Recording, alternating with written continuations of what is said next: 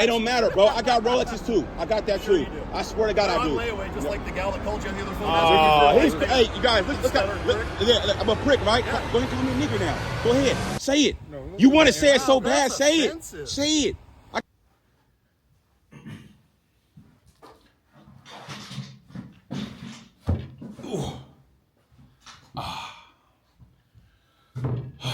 What up, YouTube? What up? What up? What up?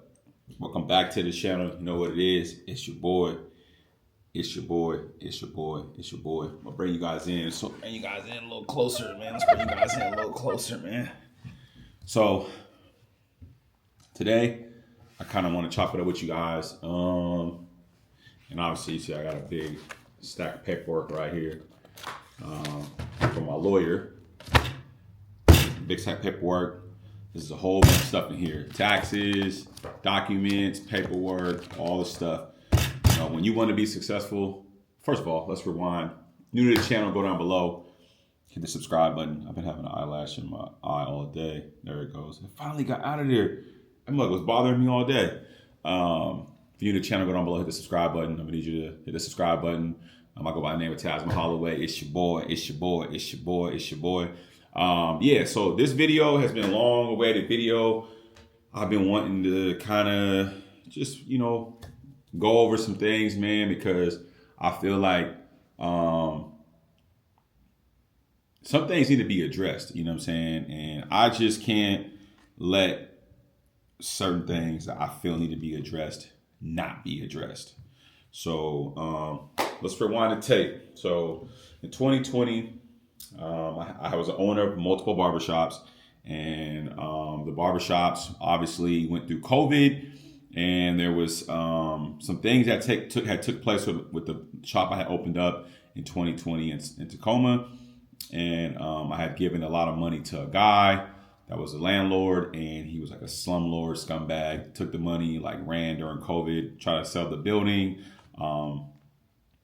Theory Real Estate, the company that was going to buy the building, didn't buy the building due to the bad plumbing in the building. So he ended up like doing something with the building or wherever, I don't know. We tried to sue him, couldn't sue him. So I took the loss on that. So I got into real estate school. We got our last stimulus check from Trump. I got into real estate school, started real estate, got my real estate license like within, I think 6-7 months after that in 2022. And got into real estate, started doing some real estate deals. And then I started to get into the Turo business. And when I got into the Turo business, my first car that I had always been looking at is I wanted to get a C8. I wanted to get a C8. I wanted to get a C8. Like I had my eyes set on a C8 because I just seen the potential of the car, what it could possibly do, and how good the car was. So I had a guy that I was working with, my guy Quan. He was like he said, hey man, you know, he's like a finance guy. He's like, hey, you can provide me with these documents and this credit score, I can get you into the vehicle. I'm like, cool. I work on it, get my credit right, get everything together, boom, buy the car. So I find the C8 that I want. And I originally find it. I go to Navy Federal, try to get a loan for the car. They tell me no. They're like, it's too expensive. We can't do it. So I go back to the drawing board. And I finally, so I go to the drawing board, get my credit back together. Boom, find a C8. Boom, I call my boy Quan, I'm ready to roll. Boom, we go out, we reach out to this bank called OCCU, Oregon Community Credit Union. Now, if anybody's out there financing cars, I'm gonna tell you right now, they are the most premier, phenomenal bank to deal with. If you have a 700 credit score, you're driving off in the car that same day. I had a 788 credit score at the time. So I got zero down, low interest rate, like 4%, whatever it was at the time. So I find this C8, and I find it at this dealership called Motors Northwest, not Northwest Motors, because there's two different ones. It's Motors Northwest, and I have all the documents here. You know, one thing about receipts is you can't. Well, the paperwork must be the other way. Yeah, it's this way right here. So, one thing about receipts is, man, you can't finagle the receipts, man. So, that's for the Range, that's for the Mazda, that's for the Tesla. And then here goes a C8 right here. So I'm gonna be very transparent with you guys. I'm gonna block out my address so you guys can see. We're gonna go through all this. So as you guys can see, it's the document right here for the car.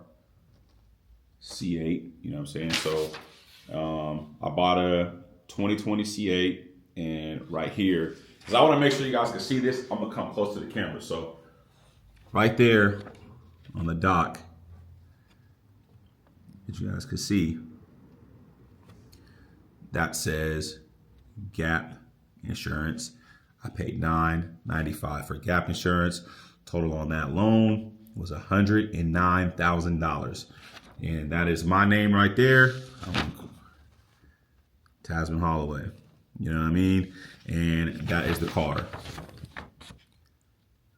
C8 Corvette. And it was purchased from Motors Northwest. So when I bought the car zero down. Got the car zero down. And when I went to the dealership, the guy was like super like aggressive. At this time, this is when you were getting like the top dollar to trade your car in. Like this is when like there was a chip shortage. And like if you trade your car at the time, you was getting like top dollar for your car. So I was trading in an S550, like a 2015, 2016 S550. It had like under 100,000 miles. I think it had like maybe a little over 60,000, 7,000 miles. It didn't have a lot of miles. I think it had like maybe 60,000 miles, 7,000 miles on it. So the car probably was booking at that time like close to anywhere to 35 to 40 grand. And he was trying to give me 25 grand for the car. And I was like, no, I was calling on my other guy. So me being smart in the car business, I got a purchase order from another dealership that my boy worked at. So if another dealership, see, I'm putting you guys on game right now. I'm giving you some cold gems. Let's say you try to go trade your car and somebody try to lowball you. You can go to a different dealership and say, hey, what would you pay for my car? If they go, we'll pay 40 grand for the car. You can take that same purchase, like agreement, like that document, you can take it to a different dealership and say, hey, they're willing to pay that for this car. And so because I did that, he had to give me what I wanted for the car. I think it was like 35 grand, whatever. So I didn't roll any negative equity into my new loan. I think I just washed it and I was able to hop in the C8. That same day, I got a phone call from a new build company that I was selling a house to a client. So I get a call from, hey, come get the keys. So I call my client. We were already on standby. So I call my client, hey, let's get the keys, let's go get the house. So boom, we slide out to Lacey. Shout out to Paul and Brittany. I had just sold them a brand new build home. We were closing that day. So I'm buying my C8 and I'm closing the deal with all on the same day. Best day of my life, having a phenomenal time. God is great. God is the greatest. But I felt this weird energy at the dealership from the owner of the dealership, which you guys are going to see later in this video. I just didn't understand what the problem was. So I called my boy Quan. I'm like, hey man, this guy's being like super like aggressive. Like I already have a pre-approval. Like all I'm doing literally is coming here to do. All I got to do is pull my name up, get my ID, see that because when you work through a program called Cuddle. So, and once again, I'm gonna show you guys this too because I want you guys to see on this as well. Like I said, I'm coming with receipts, and this is the other document that we're gonna look at as well. So, here goes everything. So, back my address out again. These are all documents you get from the dealership. So that right there says TASMAN Holloway. You know what I'm saying? And okay, so my rate was 6% at the time, and I bought the car for $109,000. And once again, you see right here it says I signed right there. That's my signature. And that says Carco Gap, optional Gap contract. And then this is where it gets jiggy at. So this is a Gap. This is through the program, Cuddle Gap. So the lender was OCCU, who's a financial institute that lent me the car. And I had bought the Gap insurance for $9.95. That right there is a customer signature, as you can see. And then that says the dealer signature that they signed as well. So they signed it and I signed it. This is a Cuddle Gap insurance. Now here's where it gets tricky at. Maximum of liability that they're willing to pay is $50,000. The maximum amount of finance lease cap cost was only 100 grand. So basically, in other words, they were not supposed to sell me this Gap insurance. They were supposed to tell me, hey, Mr. Holloway, your Gap insurance was not fulfilled on this agreement on your vehicle buyer order. You need to either buy it through a financial institute, a private one, your insurance company, or go back to the dealership. Go back to the OCCU company and ask them to put it on the loan, and it would have only cost me $200. So learning all this the last year, getting attorneys, going through all these documents, getting everything together, I'm making this video to say that I was on the verge of bankruptcy. Due to one man's applicable bad bullshit of business, he fucked up my whole life and almost made me file bankruptcy. See, I'm only making the video because I'm trying to educate people out here that you can have everything going for you, and because one motherfucker's bad decision can ruin your whole life. I mean, literally, like this bad situation right here obliterated my whole life. Now, I'll tell you why. When I spoke earlier in the video, I said I had originally bought this car for Turo. Now, I bought this car, I bought a Maserati, I bought a bunch of cars I had on Turo. My Turo business, aside from real estate and everything else I had going on in my barbershop, everything else, I was running a Turo business. So I bought this car for over $100,000. Now, once again, I said earlier, they were upmarking cars due to a chip shortage, and they were also giving you, so I think a 6% at that time was decent because I believe rates were kind of increasing at the time. So 6% on a $100,000 car, my finance charge was, I would have probably paid like $30,000 in interest, roughly. If I didn't pay more, my monthly payment, so you guys can see that too. Like I said, I want to be transparent with you guys and everything. My monthly payment on that car, amount I agreed to, was $1,454 a month for that car. So I was paying, so you guys can see I ain't pulling no wolf over your head. That's a Corvette C8. That's the VIN number. I was gonna be paying $1,500 a month for the car. So $1,500 a month for the car plus car insurance probably brings the car up to about $2,000 a month. Because insurance, I think my insurance was with through a Progressive was like, I think $400 a month or something like that. So it's probably like roughly like around a little under $2,000 a month. So boom, buy the car, had no clue. From my understanding, I'm at the dealership. You know, I'm like, I just sold the house. I'm getting my C8. I'm getting my dream car. I'm putting my faith in the dealership that they're gonna do good business with me, and they're not gonna sell me a car and not put Gap on a car. No one's gonna buy a car and not put Gap on a car. You buy a car, you put Gap on a car. That's almost like your reassurance. That's like frying chicken and putting seasoning on it. Like the chicken's good, but let's put some seasoning on it and add some hot sauce to it, right? The Cuddle Gap is like the hot sauce on my chicken. So I buy the C8, go put it on Turo. It's catching traction on Turo. We're getting a lot of rentals. It's doing phenomenal on Turo. Now, mind you, the car payment is $1,500 a month. Now, this car is not only generating money for the Turo business, but it is also helping me keep afloat all the cars in the Turo business, because the C8 was like the prominent car. There wasn't any on Turo at the time. I think I was like, I didn't know many people who had the C8 back at this time. This is about a year. So I bought the C8. I only had it for like 3 or 4 months before it got crashed. So I had the car on Turo. This is when we started getting into like the crazy weather in the winter months. And I had a bunch of cars that were out on Turo at the time. I think it was like the week before Christmas. I had a bunch of cars go out on Turo, but the C8 had just came back.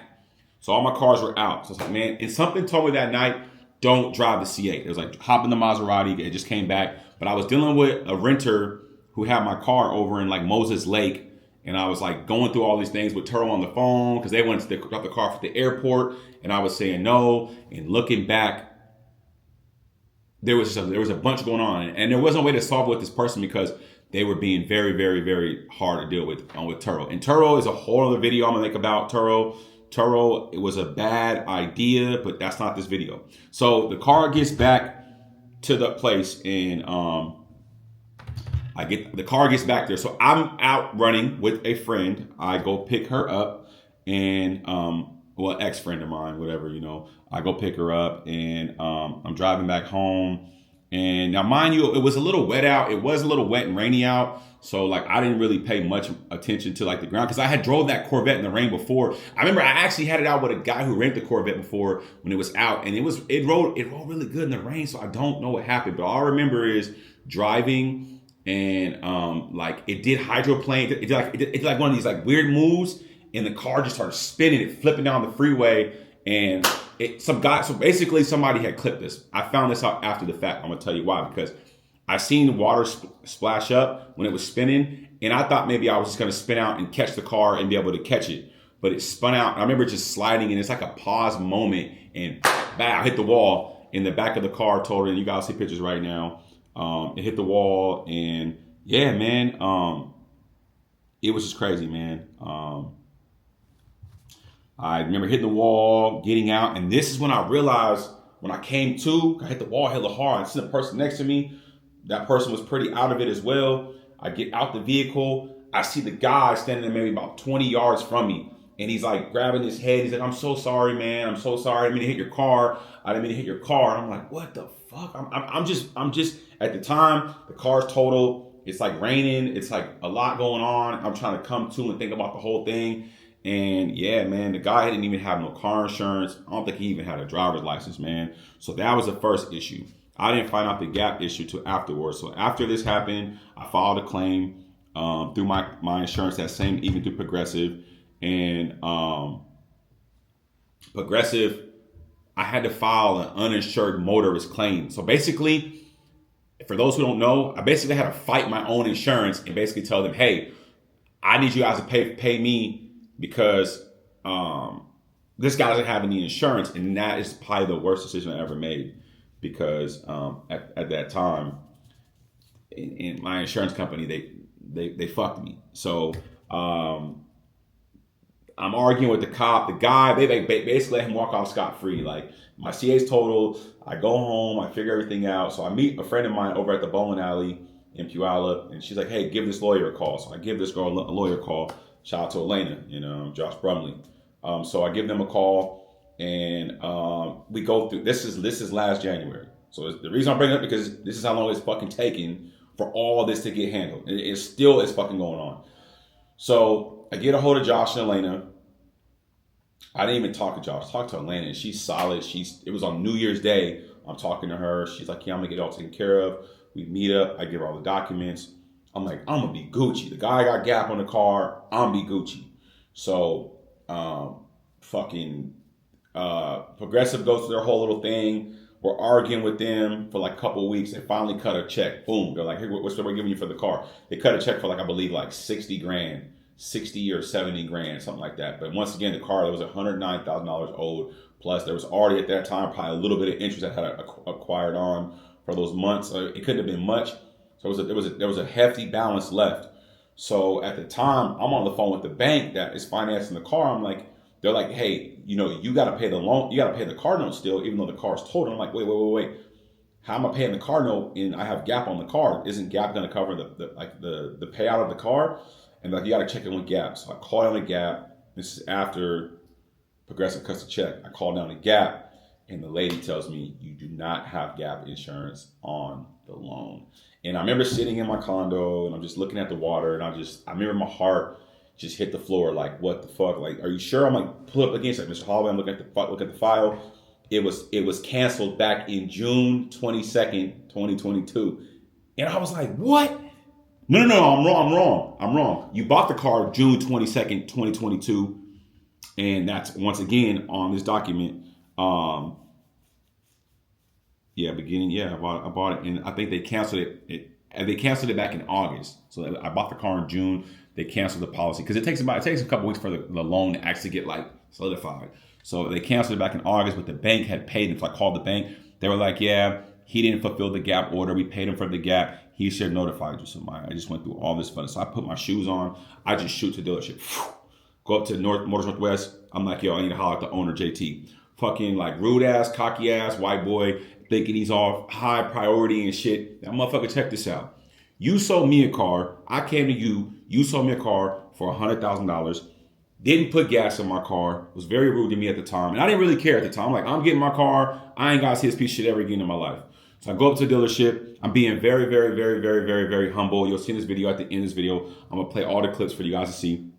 I go in his office. I'm trying to be very subtle, but I'm already like so mad because they fucked me. And I knew I was going to be fucked. So, there was no way out of this. I was thinking maybe he'll be like, like a good, solid, integrity type person. Like, hey, I'll just pay for it. It's an error on our dealership. We have integrity. You were a good buyer. But no, he wanted to be a tough guy and talk all this rah shit about Rolexes and about who I'm not, a real estate agent, and I'm a prick, and all these other things. Now, I came to your dealership, and I spent $100,000, and you did not fulfill Gap on my loan, which means the loan falls onto me. Now, $100,000 loan, Progressive pays a portion of the loan. The loan gets stuck onto me. And now I have to, at that time, I told you guys, Progressive, I had to file against my own insurance. They dropped me from the insurance policy. So now I'm stuck with a car note for $1,500 a month. The car is totaled out. I'm not making money from the car from Gap Insurance. I mean, from Turo. And there's no Gap Insurance on the loan. So the bank does not give a damn about me. They're like, well, Mr. Holloway, you either catch the loan or that's what happens. So I'm stuck paying the loan month after month after month after month after month after month, and I can't get insurance on the cars. So because I got hit by uninsured motorists, when I told you earlier in the video, and because I filed the claim against my own insurance, because of all the Kia boy bullshit going on, no insurance company wanted to insure my Maserati. So I couldn't get anyone to insure my Maserati. So they didn't want to insure the Range Rover, they didn't want to insure the Maserati, and they didn't want to insure the Tesla. So shout out to Stephanie. I found somebody. Now, mind you, I didn't have insurance for I don't even know how many months. Brittany tried to help out in this matter. Everyone was trying to help out. Everyone was trying to put the cars in their name. They would not put insurance on the cars. And I couldn't even believe this shit. It was almost like a fucking nightmare that I couldn't imagine. And so because I did not put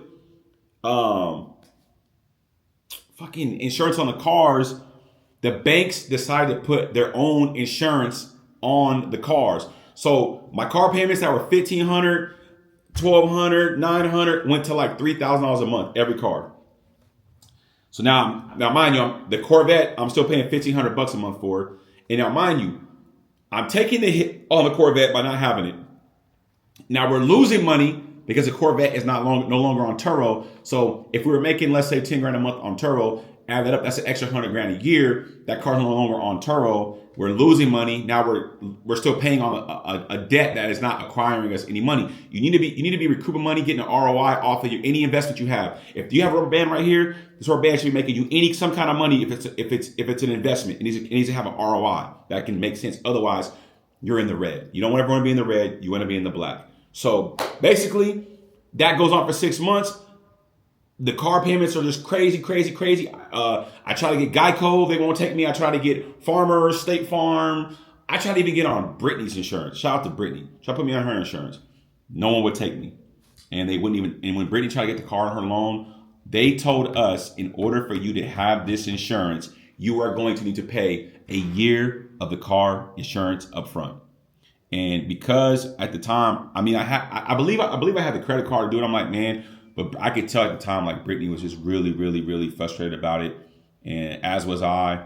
And this was I think this was in the summertime. So now mind you, I'm dealing with the attorney with this as well. And Josh and Lena are fighting now. So Josh and Lena, after I go to chiropractors, I'm going through all this shit with the insurance company, the banks, everything. All this going on at one time because one individual did not put Gap insurance on an auto loan. Now, this all could be avoided. Well, granted, the guy that hit me didn't have car insurance and he didn't have a driver's license.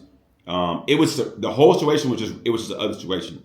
But Josh and Lena are fighting my own insurance company because they don't want to give me any money. And I had to go to the chiropractor. I had to go through all this stuff, medical, spine specialist, you name it. I had to go through all this. And at the end of it all, when it was all said and done, nothing was come about it because there was no gap on the loan.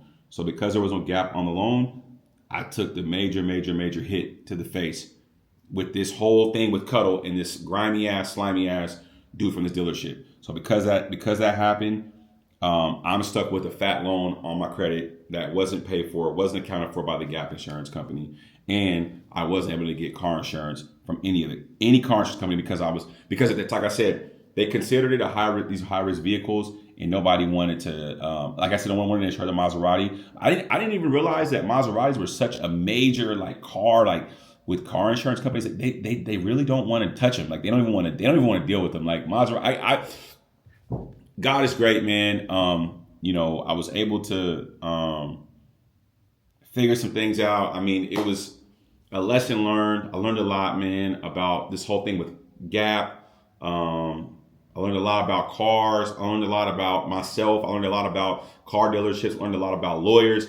And shout out to all the lawyers that have helped me. I've dealt, this is all lawyer documents. And this was still, because we're looking to file lawsuits and stuff it's a lot going on. I can't speak on too much, but I spoke on a lot, but I don't want to speak on too much more because I'm not letting it settle. You know what I mean? Obviously, it was a lot that happened with the situation. But if you do buy a car, my advice to anybody is please make sure that you guys go out and ask your private. Like, you don't even have to buy gap insurance from the car dealership. Like, if you go to a car dealership, just say, hey, I'm going to buy the gap insurance from the people that gave me the auto loan, because when that's going to protect you. And not only that, gap insurance, they try to sell you for $900. Is only really like $80 or $100. It only is going to up your car payment like $8 a month. So buy it from the car, whoever, let's say you get a loan through BECU.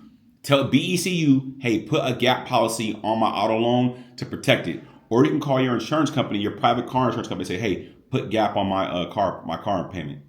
So, on my car insurance, add to my car insurance and add it on. You can do it. Just make sure you get it done, because you have grimy guys like this guy, JT from Motors Northwest, who did not put gap on a loan, didn't want to be a man about the situation, and he cost me a lot of money. When I say a lot of money, he cost me a lot of money, and the guy who hit me cost me a lot of money. Oh, and got more documents because, and this whole thing has just been a nightmare, man. This whole thing.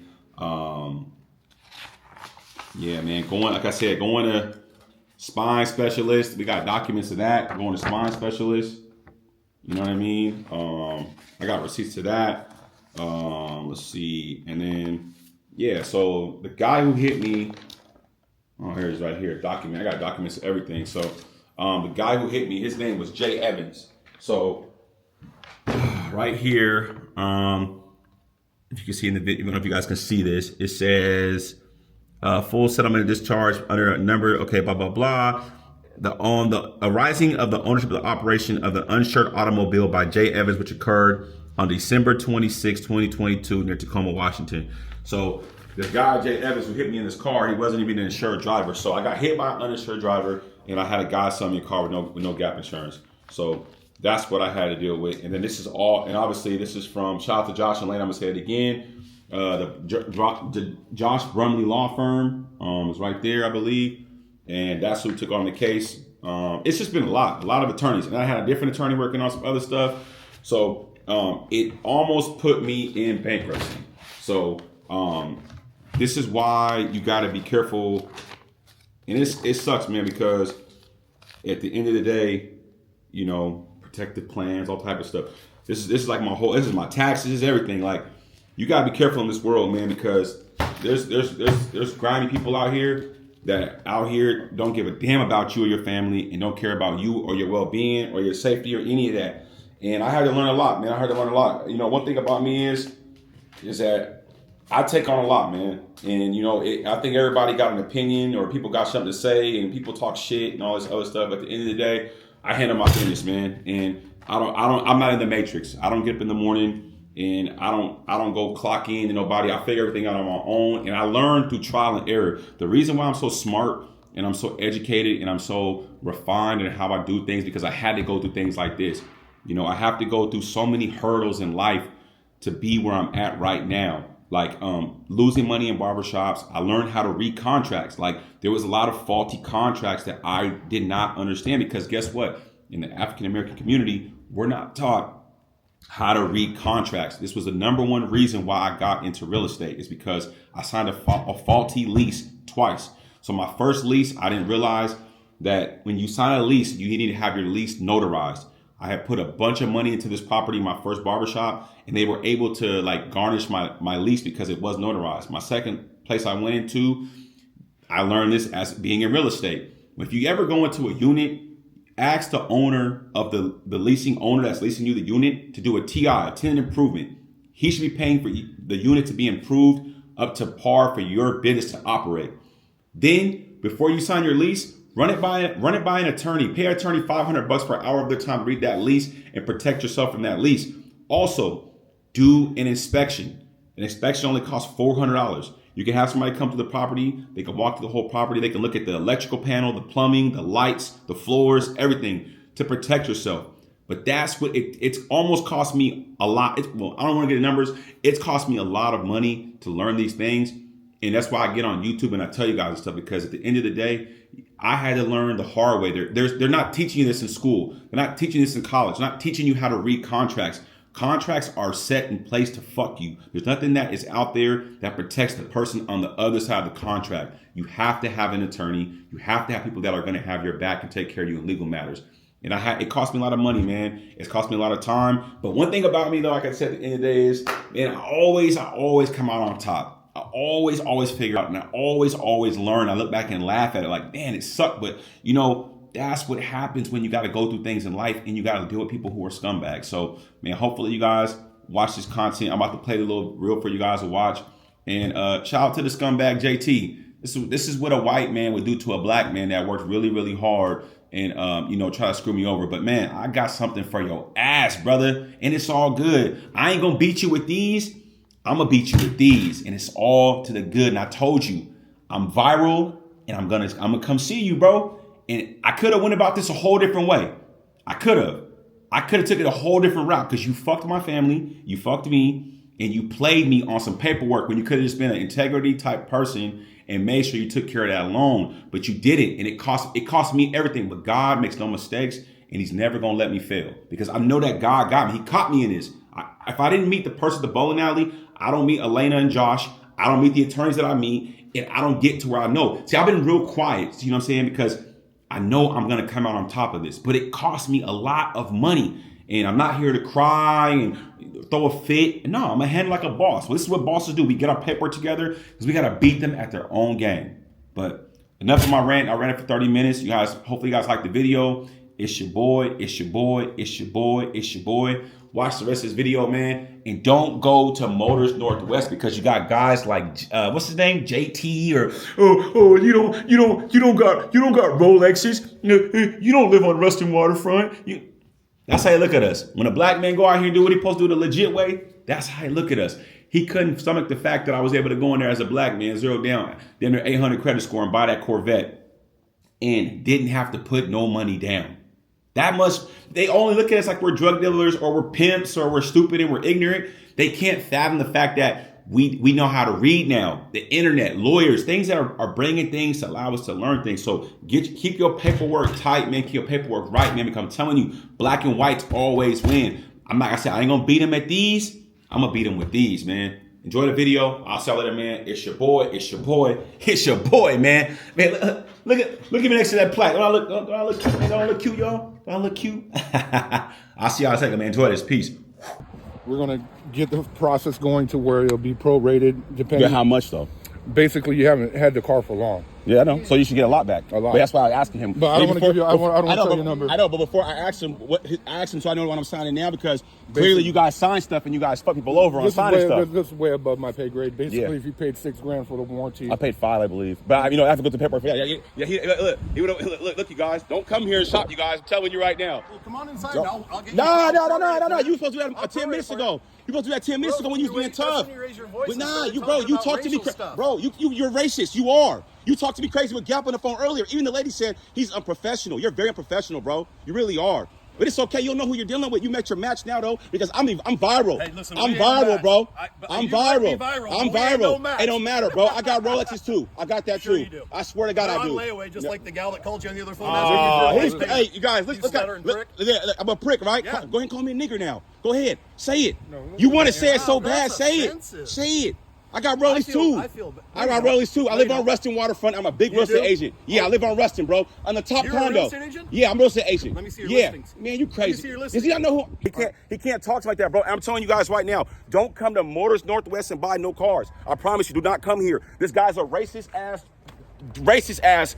I'm talking like race ain't even the word.